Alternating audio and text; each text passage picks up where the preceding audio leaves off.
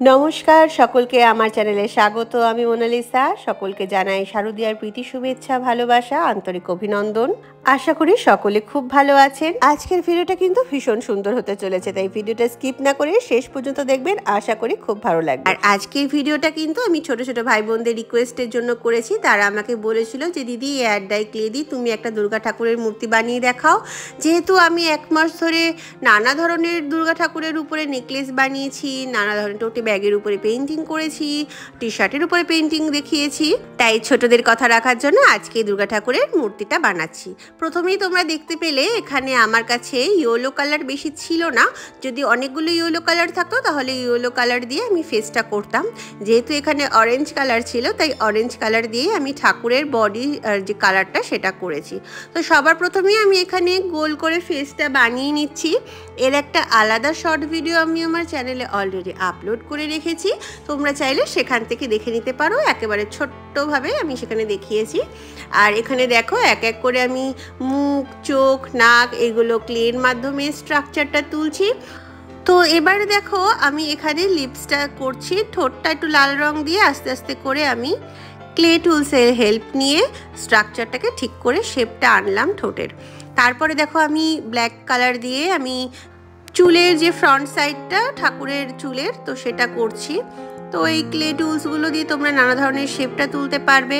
এবারে আমি ডিটেলগুলো দিয়ে নিচ্ছি, টিপ পরিয়ে দিলাম, সিঁদুর পরিয়ে দিলাম।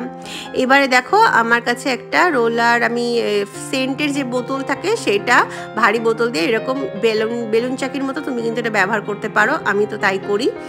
তো এবার দেখো এটা দিয়ে আমি কি করলাম, যে মাথার মুকুটটা করছি। তো আমার কাছে হোয়াইট কালারের ক্লে বেশি ছিল না, তাই আমি লাইট পিঙ্ক কালারটাকেই আমি ইউজ করেছি। তোমাদের কাছে যদি হোয়াইট কালার অনেক বেশি থাকে তোমরা সেটা দিয়ে করতেই পারো। আর এটা কিন্তু আমি সফট ক্লে দিয়ে করেছি। তোমাদের কাছে যদি এটা না থাকে তোমরা কিন্তু বাড়িতে হোমমেড ক্লে দিয়েও করতে পারো। আর হোমমেড ক্লে কীভাবে বানাবে তার কিন্তু আলাদা একটা ভিডিও আমি অলরেডি আমার চ্যানেলে অনেকদিন আগেই আপলোড করে রেখেছি।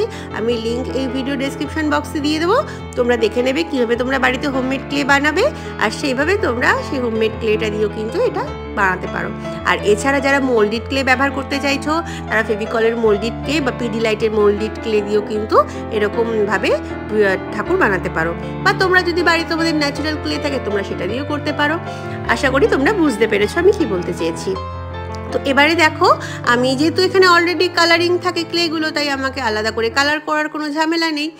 আর তো সেই জন্য আমি এরকম দেখো নিচে কিন্তু পাউডার দিয়ে নিয়েছি। অনেকেই আবার জিজ্ঞাসা করবে দিদি ভাই, আমাকে অনেকেই বলো যে ক্লেগুলো আমি যে সারফেসে রাখি জড়িয়ে যাচ্ছে। আমি এর আগের ভিডিওতেও বলেছি যে কিন্তু তোমরা পাউডার ব্যবহার করবে, পাউডার বা কর্নফ্লাওয়ার ব্যবহার করতে পারো। তাহলে কি হবে, কোনো ক্লে কিন্তু যে সারফেসেই তোমরা রেখে কাজ করো না কেন জড়াবে না। আর এখানে দেখো আমি একটা মিররের ছোট্ট একটা মানে কি বলবো কোস্টার টাইপের আমি এটা ইউজ করেছি, যাতে আমি যে ঠাকুরটা যেটা স্ট্রাকচারটা যাতে ঠিকভাবে রাখতে পারি। তো এইভাবে বুঝে বুঝে তোমাদের কাজ করতে হবে। আর এইভাবে কাঁচি ব্যবহার করবে, তাহলে খুব সুন্দরভাবে প্রপারলি শেপ ওয়েতে তোমরা তোমাদের ঠাকুরের কাপড় করার জন্য যেটুকু লাগবে সেটুকু তোমরা কেটে নিতে পারবে। আর এই দেখো অরেঞ্জ কালার দিয়ে এক এক করে করে এবার আমি হাত বানাচ্ছি। মা দুর্গার যে 10টা হাত সেটা বানাবো। এক এক করে করে আমি আমার দুর্গা ঠাকুরটা রেডি করব। আর এই ভিডিওটা কিন্তু তোমরা স্কিপ করলে কীভাবে আমি প্যান্ডেলটা বানিয়েছি দুর্গা ঠাকুরের সেটা কিন্তু দেখতে পাবে না। তো সেটাও খুব সুন্দর ইন্টারেস্টিং বেশ ব্যাপারটা ছিল। প্রথমে তো আমি অতটা ভাবিনি যে আমি দুর্গা ঠাকুর বানানোর পরে প্যান্ডেলটাও আবার তৈরি করব। তারপরে আমার হঠাৎ করে মাথায় আসলো যে না, দুর্গা ঠাকুরটা যখন বানালাম এত সুন্দর করে, তাহলে আমার বাড়িতে যদি মা দুর্গাকে একটা প্যান্ডেলটাও যদি বানিয়ে যদি আমার বাড়িতে একটু রাখতে পারি তাহলে কেমন হয়। তো তখন আমার কাছে কিছু কালারিং পেপার ছিল, তো সেগুলো দিয়ে আমি দুর্গা ঠাকুরের প্যান্ডেলটা বানিয়ে ফেললাম। আর বন্ধুরা তোমরা আমাকে এত সুন্দর সুন্দর কমেন্ট করো, এত আমাকে সাপোর্ট করো, এটা কিন্তু আমার ভীষণ ভালো লাগে। যারা আমাকে প্রতিনিয়ত কমেন্ট করে তাদের নাম আমি আমার ভিডিওতে আমি বলেছিলাম যে আমি তোমাদের নাম নেব। তো সবার প্রথমে আমি তোমাদের একজনের নাম বলছি, যার নাম হচ্ছে দিঘি। তো ও আমাকে প্রায় আমার ভিডিওতে কমেন্টস করে। আর যারা যারা আমার ভিডিওতে কমেন্টস করেছে তাদের নামগুলো বলি। একজনের নাম হচ্ছে সেলিম মল্লিক, অন্বেষা, তারপরে হচ্ছে কোয়েল কুইন, আরও একটা বোনের নাম হচ্ছে স্নেহা সরকার, সেও আমাকে রেগুলার কমেন্ট করে।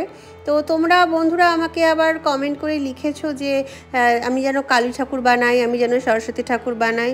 তো আমি এক এক করে সব কিছুই বানাবো, তোমরা একটু ধৈর্য ধরো। আমি ঠিক সময়ের আগে আগে ভিডিও আপলোড করব।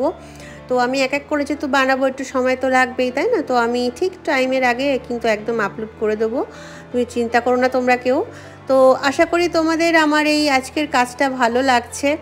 তো দেখো এখানে আমি আজকে যে শোলার মুকুটটা যে বানাচ্ছি, এটাও কিন্তু টোটালটাই ক্লে দিয়ে, দেখেছো কীভাবে সুন্দর আমি স্কেচ পেন দিয়ে নকশা করে করে আমি কিভাবে এই জিনিসটা করছি। এটা কিন্তু সম্পূর্ণ আমি মাথা থেকে আমি আইডিয়াটা বার করেছি।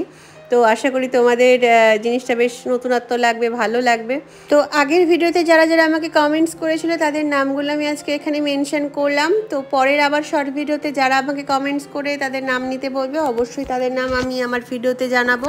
আমি তোমাদের প্রত্যেকের কমেন্টস পড়ি, আর আমার তোমাদের কমেন্টস খুব ভালো লাগে। অবশ্যই সবাই ভালো কমেন্টসই করো, কিন্তু কিছু কিছু মানুষ একটু ভুলভাল কমেন্টস করে, জানি না। আমি তো খারাপ কিছু বানাই না, তোমাদের শেখার জন্যই সব কিছু তৈরি করি। আর এটা বেশ ভালো লাগে যে আমার ইন্ডিয়ার বাইরেরও অনেক মানুষ আছে, যারা বাংলাদেশের আছে বা অন্যান্য জায়গার মানুষ আছে যারা আমার ভিডিও দেখে এবং তারা আমাকে কমেন্টসও করে। তো এটা ভালো লাগে। আর কিছু কিছু মানুষ আছে খুব বাজে বাজে কমেন্ট করে, জানি না ঠাকুরের জিনিস বানাই বলে তাদের হয়তো কোনো সমস্যা হয়, কিন্তু যাই হোক আমি রাগ করি না কারোর কোনো কথায়। তো তোমরা আশা করি যারা ভালোবাসো তারা তাদের সেই ভিডিওটা তারা অবশ্যই দেখো। আমি কারোর ধর্মকে অসম্মান করি না। আমরা তো যে যার ধর্ম যার কাছে যেমন, তো আমি বাঙালি, তো আমি বাংলা আমাদের যে ধর্মের জিনিস আমি বানাই, তো আমার এটা ভালো লাগে। তো যাদের ভালো লাগবে না তারা দেখবে না, তারা কেন ভুলভাল কমেন্টস করো আমি জানি না। আমি কখনো এগুলো নিয়ে কিছু বলি না, কিন্তু আমি ঠাকুরের ভিডিওতে আমি যখন উল্টোপাল্টা কমেন্টস পাই দু একটা, যেগুলো আমি হাইড করে রাখি সেগুলো আমি আপলোড করি না, কারণ কমেন্টসগুলো আমি চেক করি। তো সেটা খুব খারাপ লাগে, জানি না কেন মানুষ এরকম করে। তো ঠিক আছে, এগুলো নিয়ে আমি মাথা বেশি ঘামাই না। তো যার ভাল লাগে, যার যেরকম রুচি, তাই না? আমরা তো কাউকে কিছু পাল্টাতে পারি না। তো আমি কখনো কারোর ধর্মকে ছোট করি না, আমার সব ধর্ম ভালো লাগে। তো আমি আমার ধর্মের জিনিস বানাই। আমি আবার মুসলিম ধর্মের জিনিসও কিন্তু আমার চ্যানেলে তোমরা দেখতে পাবে, কারণ আমি আমার অনেক মুসলিম স্টুডেন্ট আছে, আমি তাদেরকে খুব ভালোবাসি এবং আমি কিন্তু তাদেরকে নিয়েও ভিডিও বানাই। তাদের আমি মুসলিম ধর্মের ঈদের সময়ের আরও অন্য অনেক ভিডিও আমি দেখো আমার চ্যানেলে আমি আঁকা করেছি। তো যাই হোক, এগুলো নিয়ে অতটা কথা বলার আর দরকার নেই। যাই হোক, বললাম, জাস্ট এইটুকু শেয়ার করলাম।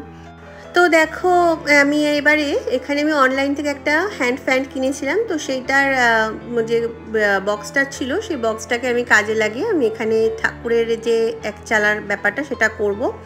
তো এই একচালা আমি ঠাকুর জিনিসটা করার জন্য আমার কাছে কিছু কালারিং পেপারও ছিল।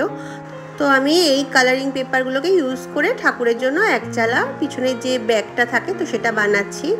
তো এবার এটা বানানো হয়ে গেল। তো এবারে ঠাকুরের স্টেজটা বানাতে হবে, তার জন্য ফ্লিপকার্টের একটা বক্স ছিল, তো সেটাকেও আমি আবার ইউজ করে এরকম কালারিং পেপার দিয়ে আর ফেভিকল আঠা দিয়েই আমি কাজটা বেশিরভাগ করি, কারণ ফেভিকলের আঠাটা দিয়ে না যে কোনো জিনিস খুব সুন্দরভাবে স্টিক হয়। নাহলে কিন্তু আমার মনে হয় যেন খুলে যায়, যেন কেমন যেন মনে হয়, যেন স্যাটিসফ্যাকশান আসে না মানে কোনো কিছু আঠা লাগানোর পরে। তো আমার কাছে ফেভিকলের আঠাটাই সব থেকে বেস্ট বলে মনে হয়। তো আমি সব কাজের জন্য ফেভিকলের আঠাটাই ব্যবহার করি, সে জুয়েলারি হোক বলো বা অন্য কিছু।